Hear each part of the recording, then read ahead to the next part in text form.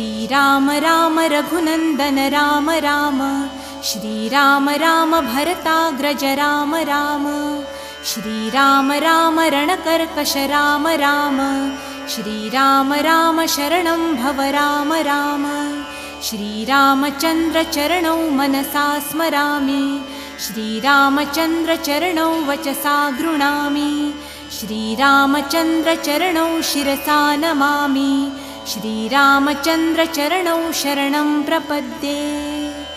माता रामो मत्पिता रामचन्द्रः, स्वामी रामो मत्सखा रामचन्द्रः, सर्वस्वं मे रामचन्द्रो दयालुन्, नान्यं जाने नैव जाने न जाने।